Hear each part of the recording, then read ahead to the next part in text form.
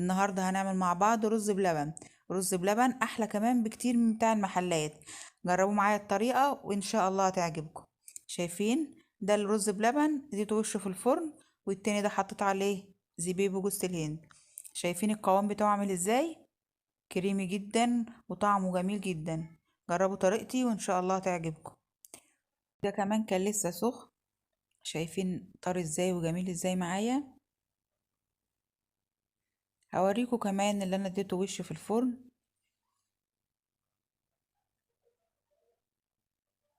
عمل طبقة جميلة ازاي، وكريمي برضو جميل ازاي، وهو كمان كان لسه سخن.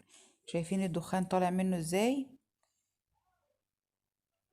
طبعا لما بيبرد طعمه بيبقى احلى كمان. بينا نشوف الطريقة. معايا كوباية رز غسلتها كويس، جبت حلة هبدأ انزل فيها بالرز، وهبدأ احط عليها، دي كوباية رز هبدأ احط عليها كوبايتين مية. دي الكوباية اللي انا عايرت بها الرز، هبدأ انزل عليها بكوبايتين من المية.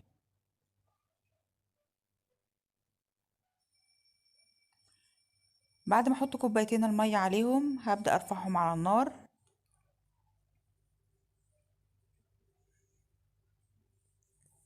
لو مكملة معايا الفيديو ما تبخليش عليا باللايك.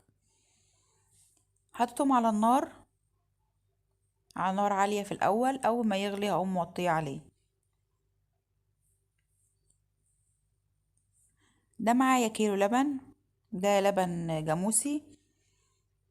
يفضل اللبن دوت اللي هو من عند الفلاحين، ده احسن من اللبن اللي هو ازايز. بيبقى الدسم بتاعه احلى وطعمه احلى من بتاع الازايز. هفضي دلوقتي كيلو اللبن، انا هفضيه في الحلة دلوقتي على ما الرز بتاعي يستوي.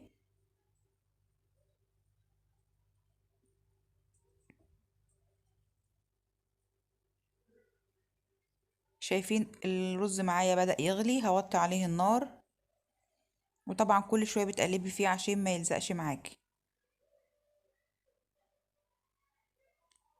قلبته وهبدأ اوطي عليه النار واغطيه تاني.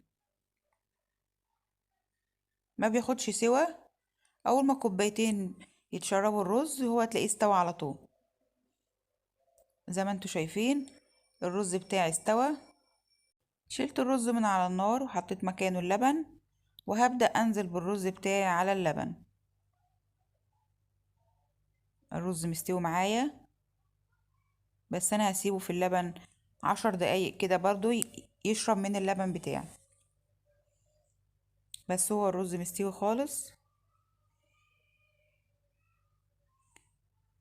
نزلت الرز في اللبن، هبدأ اقلب فيه، ادوب الرز كويس في قلب اللبن بحيث ان الرز يتشرب معايا اللبن.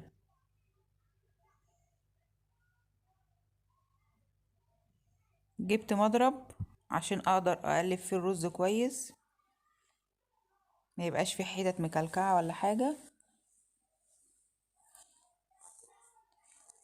قلبت الرز زي ما انتوا شايفين.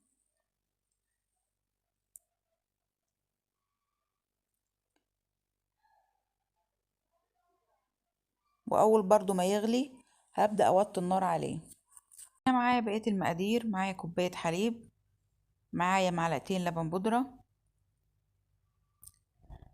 ومعايا معلقتين كريمة خام، معايا معلقتين جوز هند، معايا معلقتين قشطة، ومعايا معلقتين من النشا.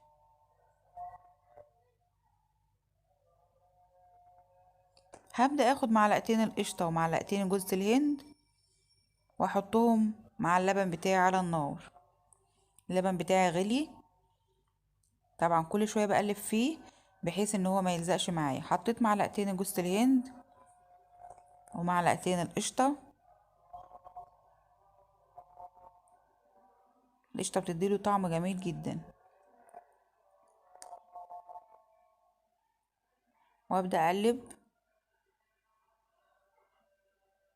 انا طبعا اول ما اللبن غلي هديت عليه النار.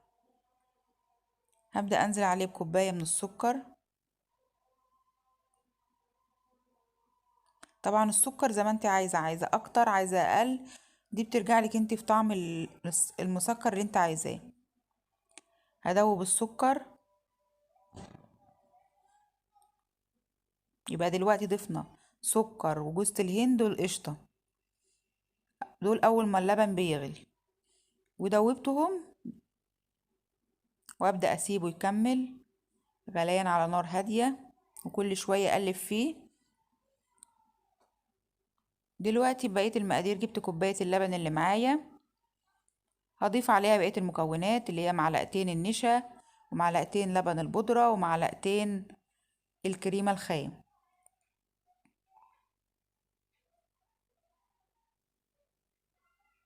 دول بقلبهم وبضيفهم على اللبن بعد ما بيغلي 10 دقايق على نار هادية، بضيفهم في الآخر، بياخدوا تقلبتين مع اللبن والرز، وبطفي، وكده الرز بتاعنا بيكون استوى وجاهز معانا على التقديم. بتفرق جدا يا جماعة ما بتضيف الحاجات دي في الآخر، بتطعم الرز جدا. جربوا وامشوا على الطريقة اللي أنا قلت عليها، وإن شاء الله الرز هيعجبكم جدا. دلوقتي قلبته زي ما انتوا شايفين، كل شوية بقلب في الرز بلبن بتاعي عشان ما يلزقش، وطبعا مهدية النار عليه.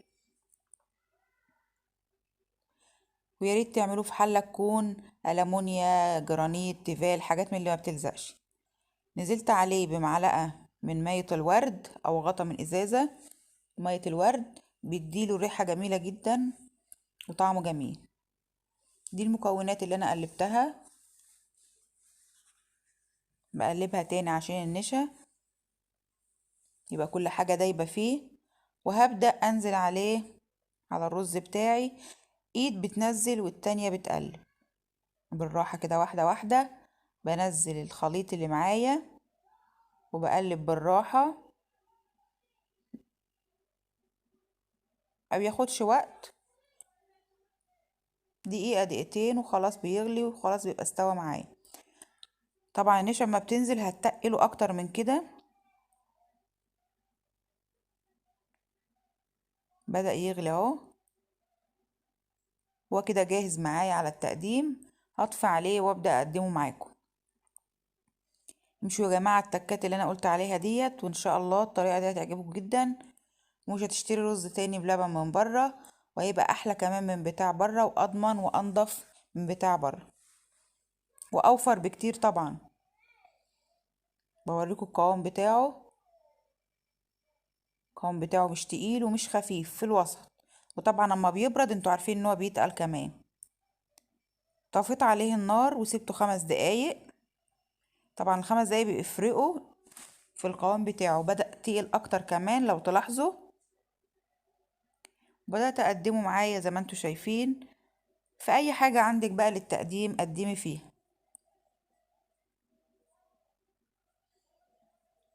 انا بقدم معاكم زي ما انتوا شايفين، دي بولات كده، وعندي اطباق تانية برضو هقدم فيها.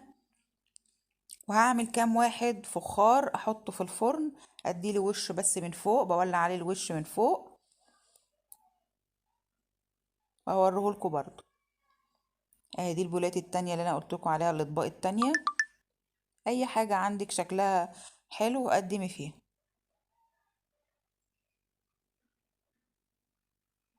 يا ريت لو مكملة معايا الفيديو ما تبخليش عليا باللايك والاشتراك في القناة وتفعيل زر الجرس، عشان ان شاء الله كل ما اقدم فيديو تتفرجي عليه.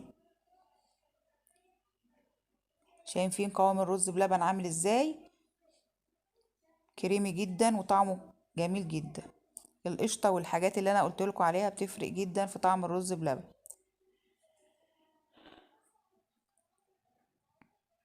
كل بولة بتاخد كبشتين كده، حوالي كبشتين.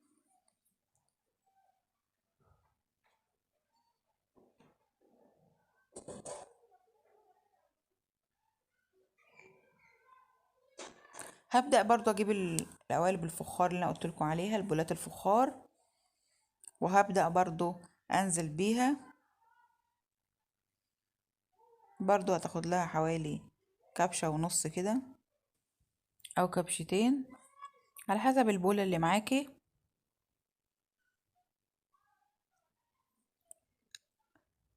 امشوا يا جماعة على الطريقة اللي انا قلتلكوا عليها، هتاكلوا احلى برز بلبن.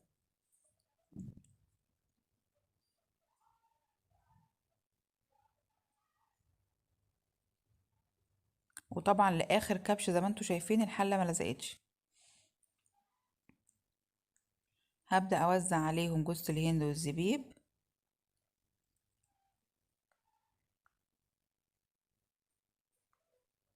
طبعا المكسرات اللي انت عايزاها وبتفضليها حطيها. مش عايزه تحطي عليه جوز الهند وزبيب وتحطيه في التلاجة كده بعد ما يبرد ياخد الوش المكرمش بتاع المحلات دوت، دي حاجه ترجعلك برضو. بس الرز بلبن بيبقى الزبيب مع جوز الهند بتديله طعم حلو. هوزع عليهم جوز الهند والزبيب على كل الاطباق اللي معايا. وانا دلوقتي دخلت البولات في قلب الفرن تاخد وش، واول ما تطلع هوريها لكم. بتدي منظر تاني وشكل تاني للرز بلبن. وده شكل البولات بتاعتي بعد ما خرجت من الفرن، شكلها جميل جدا. ودي كل الكمية اللي اتعملت معايا من كيلو اللبن وكوباية الرز. قوامه جميل جدا وكريمي جدا. جربوا الطريقة وان شاء الله تعجبكم جدا. وطعمه هتلاقوا احلى من بتاع بره بكتير. شايفين طري ازاي وجميل ازاي، وطعمه جميل بصراحة جدا.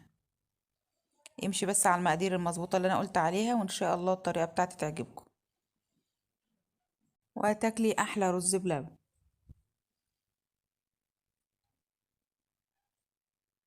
هوريكم كمان التاني اللي انا حطيته خد وش تحت الشواية، عمل طبقة من فوق ومن جوه كريمي، وطعمه ولا اروع من كده. يا رب الطريقة بتاعت النهاردة تكون عجبتكم، ولو عجبتك الطريقة يا ريت تشجعيني باللايك وتدوسي اشتراك للقناة من الزرار الاحمر اللي تحت الفيديو، وفعلي زر الجرس عشان كل ما انزل فيديو تتفرجي عليه. دمتم في رعاية الله وامنه، والسلام عليكم ورحمة الله وبركاته.